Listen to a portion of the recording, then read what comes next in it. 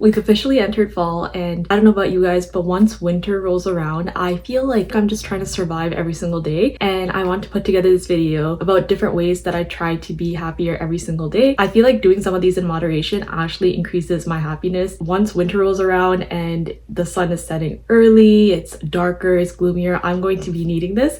So I hope that this helps you guys also be happier, more positive as you go through the winter season. So let's get into the tips. So the very first thing, you guys already know, I am a huge fan of journaling. I find that journaling every morning or just writing down 3 things that I'm grateful for every single morning makes me a lot more grateful and appreciative of my life as it is. As you go throughout your day, you're probably like, oh, I don't want to live here, I don't want to work here, I want to be around these people. But when you write down 3 things that you're already grateful for, things that you have in your life right now, you just find yourself more appreciative of what you have, and in turn this actually attracts more abundance. If you talk to any successful person, they'll say that expressing gratitude is so key because it just helps you appreciate what you have and it helps you attract more. And I also just find that when my days are super stressful and I'm just able to write down my thoughts in the morning, I'm able to write down my thoughts at night. That way my sleep is also better. It's also just a good way to set intentions and set goals for your day, so you can just write down 3 things that you want to get done. And this is all before you check your phone. I also find that checking my phone first thing in the morning does not make me happy, so that's another tip for you guys. The next thing would be to use just aesthetic stationery, or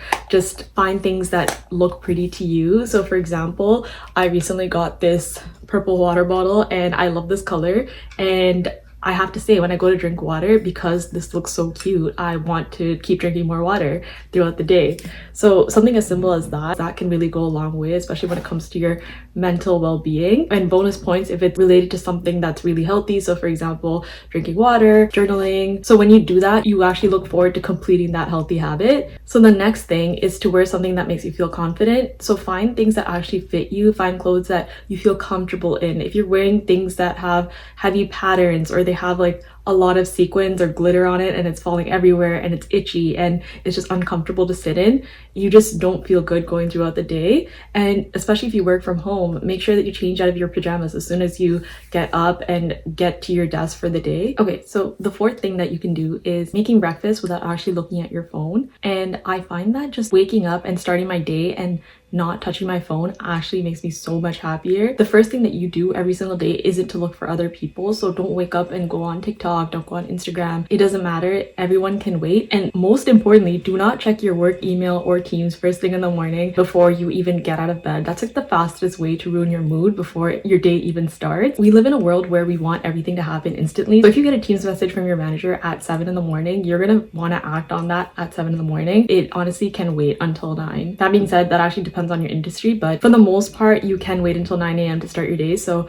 try to have your breakfast, try to have your coffee without looking at your phone first thing. The 5th thing is to listen to an educational podcast as you start your day. I find that this is a double win, because not only are they educational and you're learning something, but your attention span, your energy levels are highest in the morning, so you absorb a lot of that information. And it's also just nice to listen to a podcast or an audiobook when you start your day, because you're learning something new first thing in the morning. Next up is just fill in my own cup. This could be something as simple as a daily coffee ritual, my skincare routine, stretching, going for a walk. It's these simple things that really make us a lot happier. I feel like humans are very simple beings, and we tend to overcomplicate things with our day-to-day, and we tend to overcomplicate what makes us happy. It's not always luxury items or going on vacations. Those things aren't possible every single day, but to make your day-to-day enjoyable and happy, you just have to fill your own cup and find what makes you happy. And as long as it's something healthy and not destroying your body, just getting away from your phone, just getting away from doom scrolling, those things, you should be able to fill your own cup every day with something that makes you happy. And if you can find something that contributes to your overall wellness, then that's great. So the 7th thing that I do for overall happiness and positivity is scrolling Pinterest. When I tell you guys that Pinterest is my favorite social media ever, it's like Instagram but without like added pressure. So I make my vision boards using Pinterest.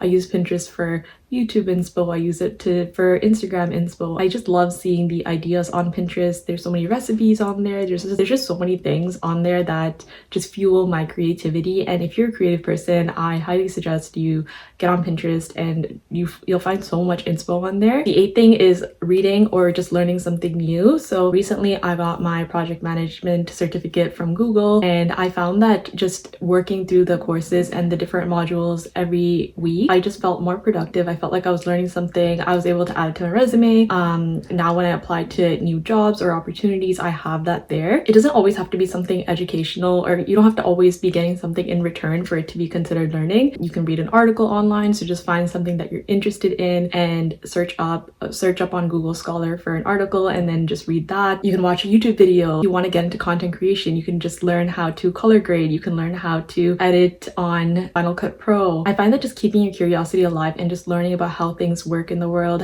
why things are the way that they are, it actually keeps you occupied, and in turn you just feel a sense of happiness from knowing that, okay, now I know this, or it'll come up in conversation. So I set a challenge for myself this year to read 25 books. I just noticed that my vocabulary has expanded, and when I go to networking events or when I meet seniors in my field, I'm just able to carry conversations with them and understand things better just because I'm not just doom scrolling my phone all day. I'm actually reading educational material. I'm reading self-help books. I'm reading nonfiction. Fiction is fine too, don't get me wrong, if that's what you like. Just the main point is to keep your curiosity alive, so just learn something. So the 9th point is one of the most important, and that's basically to go outside and touch grass. I've noticed that anytime I get outside, you just feel like life isn't so bad, and you just feel a lot happier when you go outside and you aren't surrounded by like the same 4 walls that you're working in all day. I know that it's recommended to get at least 10 minutes of sunlight every single day, first thing like within the first hour waking up, and that's not always possible for everybody, but all you need to do is just wake up, open your blinds, and set aside time later in the day to go for a walk, go